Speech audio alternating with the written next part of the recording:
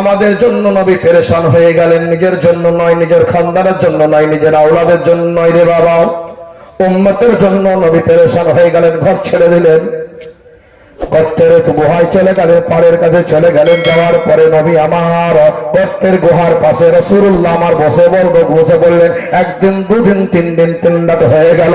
হযরত আবু বকর পরেশান হয়ে গেলেন, খোঁজাখুঁজি আরম্ভ করে দিয়েছে, কোথায় গেল নবীকে খুঁজে পাচ্ছি না। ওমর বলল মুস্তাফাকে খুঁজে পাচ্ছি না, উসমান বলল নবীকে খুঁজে পাচ্ছি না। সকলে এই খোঁজাখুঁজি আরম্ভ করে দিল বাবা। এবার একজন সাহাবী যার নাম হলো হযরত আবু হুরায়রা রাদিয়াল্লাহু তাআলা আনহু, তিনি রাস্তা দিয়ে বেরিয়েছেন। একজন রাখালের সঙ্গে সাক্ষাৎ হয়ে গেল, একজন রাখালের সঙ্গে মোলাকাত হলো। ওই রাখালকে জিজ্ঞাসা করে, ওরে রাখাল বলো বলো, আমার নবীকে কি তুমি দেখেছো, আমার রাসূলকে দেখেছো? আমরা 3 দিন হলো বিশ্ব নবীকে দেখতে পাই নাই, রাসূলের দিদার পাই না, নবীর দিদার পাইনি। আমরা 3 দিন ধরে নবীকে দিদার পেলাম না, রাসূলকে দেখতে পাই না। ওই রাখাল বলেছিল, নবীকে এটা আমরা কি করে বলবো, নবীকে এটা আমরা কি করে জানবো, নবী কার নাম এটা তো আমি জানি না, নবী কাকে বলে এটা আমি জানি না, রাসূল কাকে বলে এটা আমি জানি না। নারায়ে তাকবীর, নারায়ে তাকবীর, নারায়ে রিসালাত, নারায়ে রিসালাত, নারায়ে হায়দারি, নারায়ে রোজ, নাকি আলা হযরত ইমাম আহলে সুন্নাহ, নারায়ে তাকবীর, আল্লাহু আকবার। মাশাআল্লাহ মুসলিম ওলামায়ে কেরাম এসেছেন, মাশাআল্লাহ আপনারা মহব্বত চর্চা।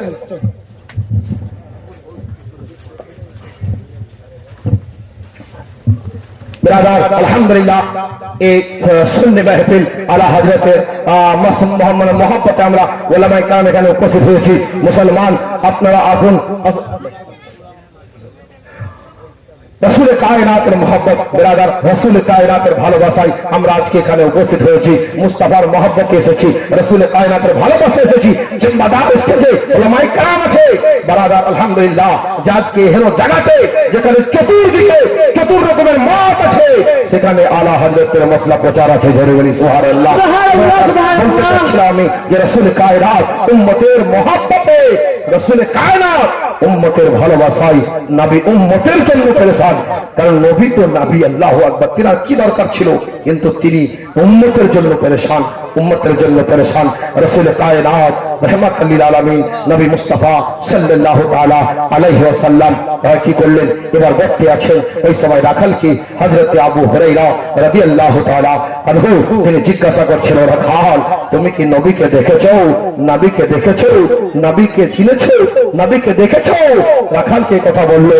রাখাল বলছে, আমি দেখি নাই, নবীকে জানি না, নবীকে দেখি না, নবী কার নাম এটা শুনি না, নবী কাকে কে নবী জানি না, তবে একজনকে দেখেছি, এমন একজনকে দেখলাম যিনি হলেন গর্তের মুখে কাছে গেলেন, যিনি গর্তের পাশে গিয়ে ওই ব্যক্তিকে দেখলাম যিনি একদিন নয়, 2 দিন নয়, 3 দিন 3 রাত ধরে ওই গর্তের ভিতরে ঢুকে ঢুকে কান্না করে। তিনি গর্তের ভিতরে গুহার পাশে, ওই পাহাড়ের নিচে গুহার ভিতরে ঢুকে কান্না করে। আমার ছাগলগুলো যে দেখতে চড়াতেছিলাম, ওই ছাগলগুলো খাবার খাওয়া বন্ধ করে দিয়েছে, খাবার খাচ্ছে না। তখন ছাগলগুলো ছুটে ছুটে ওই গুহার পাশে যায়। ওই গুহার পাশে গিয়ে একদিন নয়, 2 দিন নয়, 3 দিন হয়ে গেছে। আমার ছাগলগুলো কোনো খাবার খায় না। আমার ছাগলগুলো গর্তের পাশে যায়, গুহার পাশে হাজির হয়।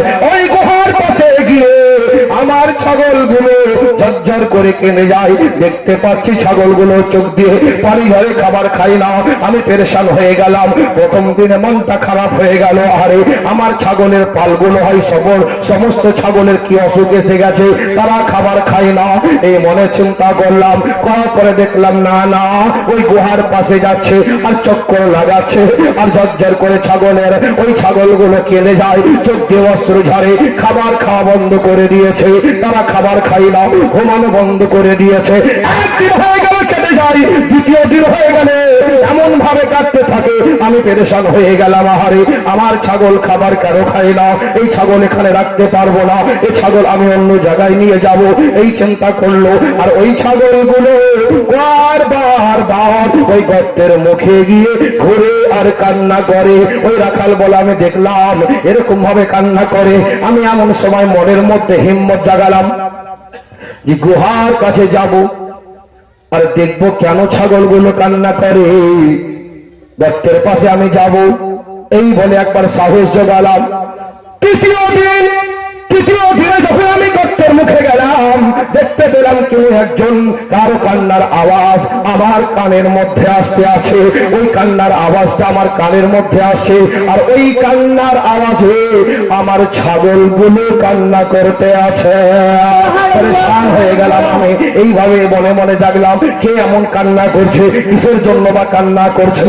আমি পরেশান হয়ে ওই ছাগলের দলের কাছ থেকে বেদা যখন আগে দিকে ওই গর্তের কাছে আমি ওই গুহার পাশে যখন যেতে চাইলাম, বনে সাহস জোগাতে পারছি না, কদম তুললাম, আবার গিয়ে গর্তের মুখের কাছে গেলাম, দেখলাম একজন কান্না করছে, আর কান্নার আওয়াজটা আমার কানের মধ্যে আসতে আছে।